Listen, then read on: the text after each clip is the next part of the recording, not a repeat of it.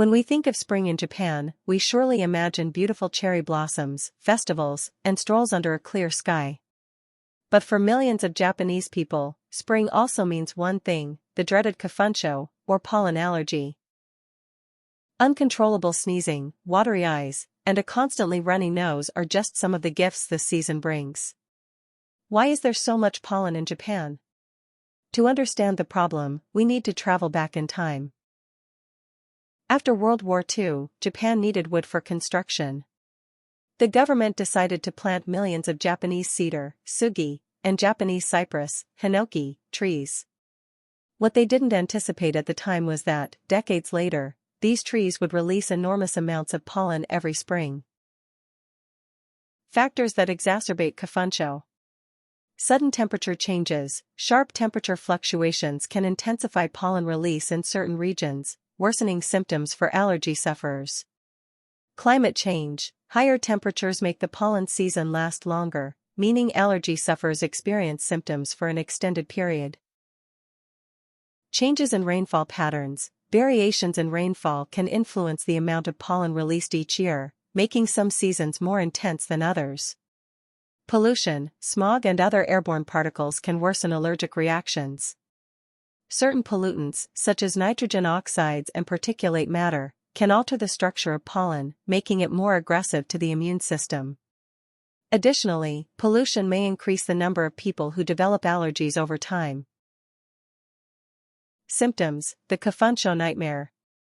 If you've ever had an allergy, you know it's no fun. Now imagine experiencing these symptoms every day for months. Constant sneezing, sometimes so frequent that it makes holding a conversation or performing daily tasks difficult. Stuffy nose and non-stop runny nose, requiring constant use of tissues, which can lead to skin irritation around the nose. Watery, red, and intensely itchy eyes, making it hard to see and turning even the simple act of blinking into a nuisance. Fatigue and difficulty concentrating, caused by poor sleep due to nighttime congestion and persistent discomfort. Imagine trying to work or study with these symptoms day after day. How to survive kafunshō. Preventive measures. Special masks, designed to filter pollen and prevent inhalation. High-efficiency masks, such as N95, are recommended for better protection. Protective glasses, to prevent pollen from entering the eyes and causing irritation. Some models have side seals for even better particle blockage. Appropriate clothing. Avoid fabrics that trap pollen, such as wool, and opt for smooth, synthetic materials that make it harder for particles to adhere. Upon returning home, it is advisable to change clothes and take a shower to prevent pollen accumulation indoors. Washing the face and hands, to remove any traces of pollen that may have adhered to the skin or hair. It is also recommended to rinse the nose with saline solution to clean the nasal passages. Air purifiers help reduce indoor pollen, especially those with HEPA filters, which capture even the smallest particles. Keeping windows closed, particularly on days with high pollen concentration, to prevent it from entering the home. Treatments for kafunshō. Antihistamines, used to relieve symptoms like sneezing, nasal congestion, and itchy eyes. They come in the form of tablets, syrups, or nasal sprays, and some of the newer ones cause less drowsiness than those from previous generations.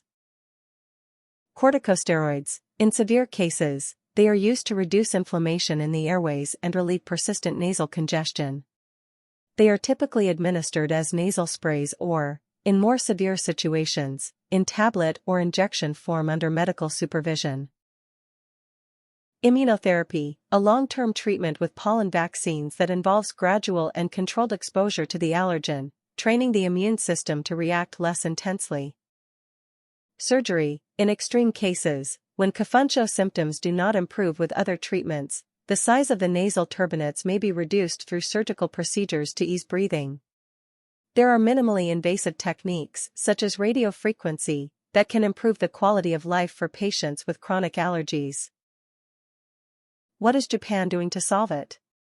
The government has implemented measures such as cutting down old cedar trees and planting trees that produce less pollen. Scientists continue to research better treatments so that future generations won't have to suffer as much. Conclusion: a problem with a solution.